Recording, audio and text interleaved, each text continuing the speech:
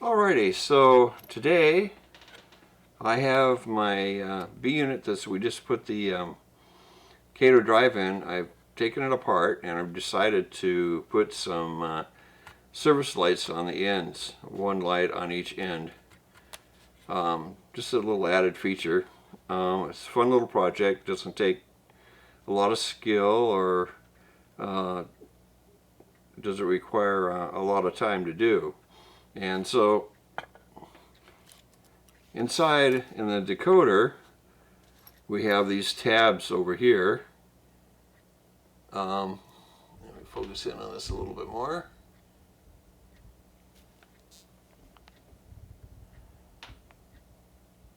Okay, so we have these tabs over here that we use for lighting. And so we're going to use F3 and F4, which is F24 and F25. So one will be for the front, and one will be for the rear, depending which way you want to look at it as far as a B unit is concerned. But at least you'll be able to turn the lights on and off alternately, and should add an extra little feature to the locomotive. So what I'm using is these post LEDs, which look like this, and they have a post on them, as you can see, and that's what we're going to use to emit the light out on the end of the car. Pretty simple. These are warm white. They're 20 millimeter or 2.0 millimeter, and they have a 1,000 ohm resistor on them, so they're all set up, and they're also pre-wired, so they're all set up for you to use. They're actually advertised as Ford train layouts, and their value is 12 volts to 18 volts. That's what they'll run under before you burn them up. Okay, so they're perfect for the Soundtraxx decoders because they run at 12 volts, so that's perfect. So we're going to use a drill bit, and this is a number 48 or 0.079 is the diameter. And so I'm going to hook up one of these lights and then show you the brilliance of the warm white. They have bright white as too. I bought some of those, and I didn't like the bright white. It was just like too bright. Okay, come on, light up.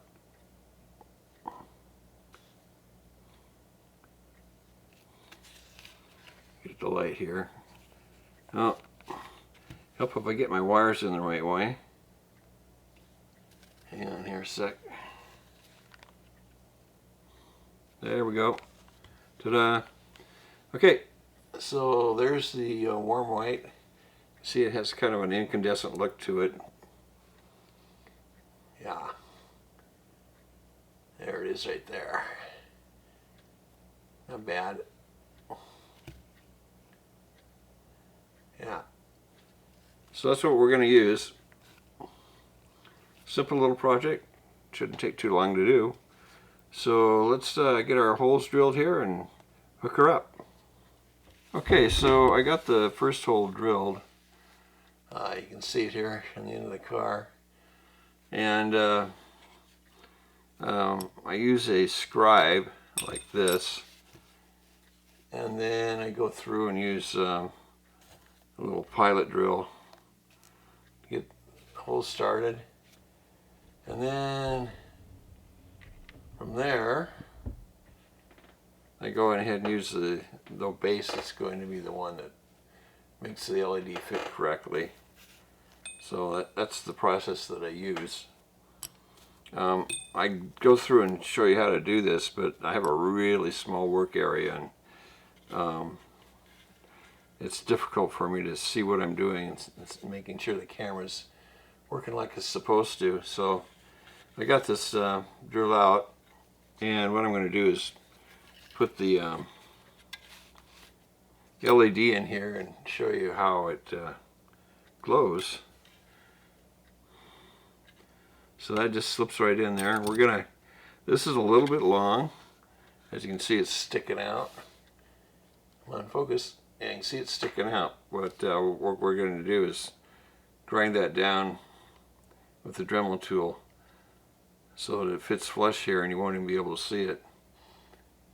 Like so. Okay, so let me hook this up and then give you an idea of what it looks like when it's in the car. And you're probably sitting there thinking, well, I don't know if I want to do that or not. It may not look too good, but it looks pretty good, I think, anyway. And like I say, it's this fun little Saturday afternoon project. And so there's your LED. Glowing right away there. And you can see that even though these are warm white, it's plenty bright enough. You know, if you look at that, if I were to look at it even right now, it'll blind you. It's pretty bright. There is a dimming feature available on the Suntrax Economy and Economy or Tsunami 2 decoders. So you can dim these down so you don't have obnoxious glaring LED looking you in the face. So, okay, so that's the way that project goes, and I appreciate you taking the time to watch my video.